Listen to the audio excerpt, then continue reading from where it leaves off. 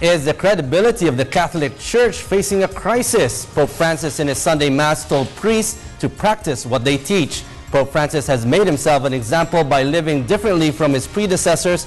He is simple in his ways. Do our priests practice the virtue of simple living?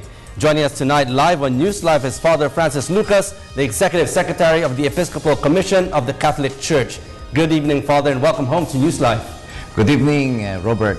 Father, to start us off, Pope Francis in a Sunday sermon called on priests to practice what they preach. Why did he have to deliver this kind of speech? There must be a basis on this. Because I suppose the priests or the clergy, they are the leaders of the Catholic Church and they're supposed to be the shepherd of the flock. But maybe we often miss the entire sermon of the Pope. But the Pope also said that also for everyone. And in the second part of his homily, he even repeated that, the pastors and the flock. Father, here in the Philippines, has there been a failure by a few, if not a majority of priests who actually don't practice what they preach? Well, I think even parents and people who are leaders oftentimes do not do what they preach. So the Pope uses the word witnessing, and there are three things that's very important: the proclamation of the faith, and then witness to your faith, and third is worship based on your faith. Father, how different are the young priests now from the old priests living their lives? People sometimes notice that there are some priests who don't behave like priests. Is this so, and why? You know, it's very difficult to compare because it's a case-to-case basis.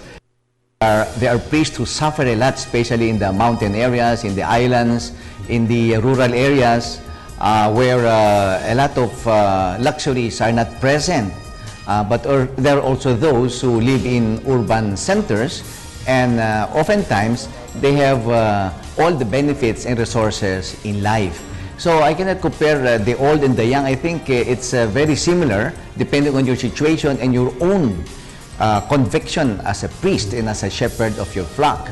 Oftentimes, if you suffer pain and hunger, and you know you're always outside and you get the sun in your face and in your body, but you're happy with shepherding your flock, then it's more on the happiness part rather than what you have and what you wear, where you ride, and what you eat. Father, going back to what the Pope has said, practicing what you preach, is this also included in trying to also what in the seminaries? Is there going to be a change also?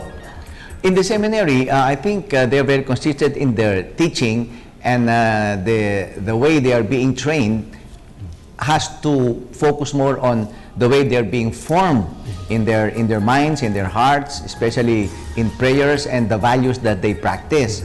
Seminaries have to do this, and they follow some norms and rules and ways written by Vatican as an advice. However, when priests leave the seminary, they have to continue their formation, especially formation to prayer, so that they become closer to their God and the witnessing to their faith. And oftentimes, witnessing of priests are inspired by the laity, by the people they serve, instead of being dictated upon. Because what is important is what urges you, not what you are told to do. Father, there are a few priests who preach adultery as a sin. Somehow, they develop personal relationships, have families. Has there been a crackdown on priests with relationships and families? Is this frowned upon? Yes, it's frowned upon by the Catholic Church, and of late the Pope even asked the doctrine of the faith, the Congregation for the Doctrine of the Faith, to really see to it that there is a strict adherence to the norms that are given by the Vatican.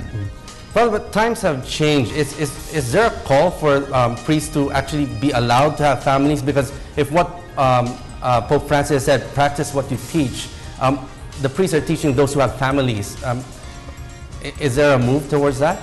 Well, I always tell people when I give an advice, especially for wedding, I said, what I can do is to share with you my experiences as a young man with my parents, my brothers and sisters, and the problems. Likewise, we as priests, we are trained to give counseling and are able to experience the problems and the difficulty of families plus their joys and their happiness based on what they tell us. The only thing I often say that I cannot do is I cannot advise you because I really don't know what happens when the lights go out. So, Father, in light of this, what must be done to ensure that priests actually practice what they preach?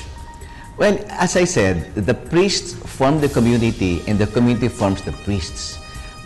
There should be a mutual inspiration from both, not only being checked by the bishop or being checked by the Vatican and being checked using the norms of how to behave. It comes from the inside. That's why I said, what is important is what is inside you, your thinking, your feeling, and likewise based on your prayer to your God and your commitment to your people and the church as a whole. And Father, a final word from you. Also, we discussed earlier.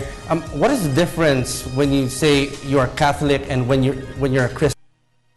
When Christ resurrected, they were called Christians in the first years after Christ. When they were persecuted, they were all Christians. But you know, the term Catholic, Roman Catholic, started by identifying them, the Catholicism as a universal term. Just Catholic is universal. And there became a separation when Protestantism came out. No, they do not want to follow the Pope. But the main difference between general Christians who are baptized the same as the Catholics, baptized in the name of the Father, the Son, and the Holy Spirit, is this. The Catholics, their faith is based on the Bible as a revelation. Second is the tradition. These are the things that happen which were not written in the Bibles or in the Gospels. And last but not the least is the magisterium of the church, which means the church was given authority by Christ through Peter to guide the flock. Their interpretation, and the Catholic Church has a lot of documents, the most systematic in the world regarding their faith. There's so many documents after the Bible has been written. Okay, on that note, thank you very much for joining us tonight. That was Father Francis Lucas, Executive Secretary of the Episcopal Commission of the CBCP. And we'll take a short break. Stay tuned.